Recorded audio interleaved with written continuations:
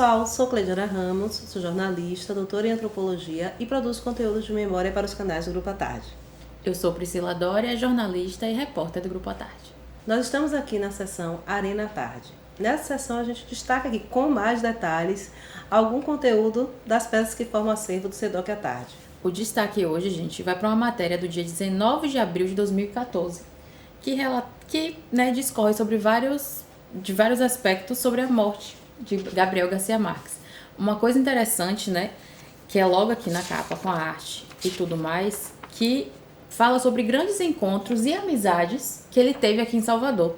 Principalmente, tem uma fotinha aqui, ó, que vocês vão ver grande já, é dele com Jorge Amado. Nosso querido, assim, nosso máximo, Jorge Amado. Mas eles eram tão amigos que ele, inclusive, ficou hospedado na casa dele. Então, assim... segunda, não foi? Na primeira eles não e aí mostra muito essa ligação que ele tem com a Bahia, não só procurando, né, como ele já falou, algumas vezes a história dele, a presença dele aqui. Mas a ligação dele, né, da história dele com a Bahia. Mas ele fez grandes amizades aqui também. O interessante é porque eles, Jorge Amado e outros autores, né, brasileiros, eles não estiveram oficialmente vinculados ao movimento que Gabriel Garcia Marques participou, que é o chamado realismo mágico.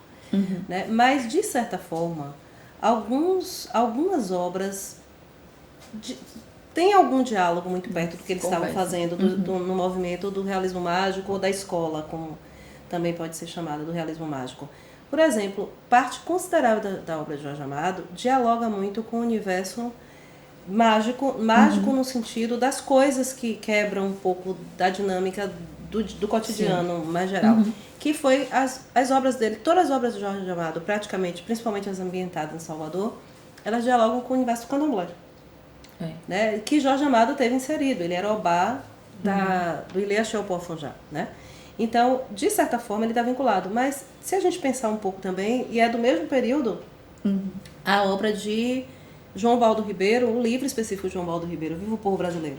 Sim. Ele dialoga completamente com o universo desse sobrenatural, que tem uma inserção e um impacto profundo na realidade. Então, quando ele começa o livro, Viva o Povo Brasileiro, por exemplo, ele vai recuperar a tradição da ilha de Taparica, do culto de Egungun. Então ele fala lá das alminhas, né, e tal, né? E realmente, né, como ele conta a outra história, a história do Brasil, mas sob a visão dos africanos e seus descendentes e dos povos ameríndios e dos povos indígenas. E João Baldo Ribeiro, ele faz, por exemplo, uma coisa fantástica, que é o encantamento de um holandês, que ele vira o caboclo sinique. Então, autores, né, como João Baldo Ribeiro, e mesmo eles não estando vinculados a esse movimento, de alguma forma eles dialogam, porque eles estão falando de heranças culturais, eles estão falando de problemas sociais, eles estão fazendo denúncia.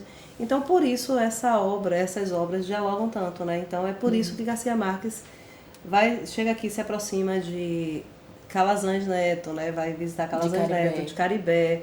Né, Caribé ilustra obras dele, né? Aqui no Brasil, né? Publicações de obras dele. Então, ele está, de alguma forma, dialogando, né? Só mostra como esse movimento foi muito importante para a literatura da América Latina. Né? Uma coisa interessante que mostra na matéria, tem um textinho aqui que mostra o adeus do patriarca, que é justamente isso, né?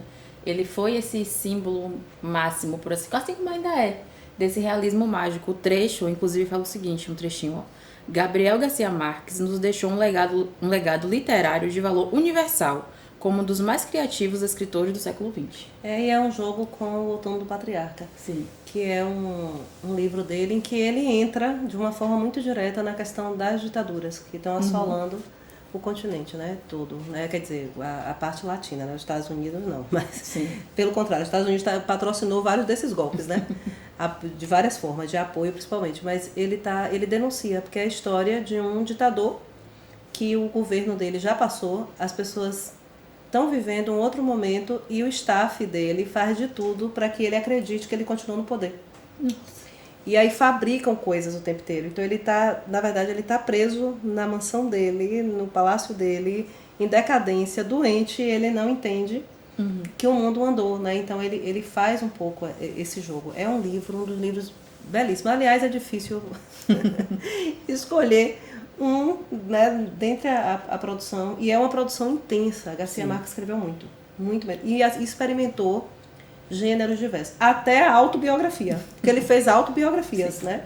Nem deixar a história dele para os outros contarem. Ele contou várias vezes, em vários livros.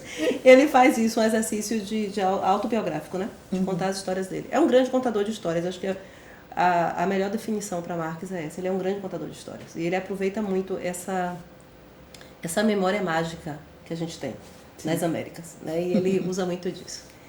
Então é isso, gente. Fiquem aqui com a gente, que nos canais do Grupo à Tarde sempre tem informação qualificada. Fiquem aí ligadas e ligados. Mais uma vez, gente, muito obrigada e até a próxima.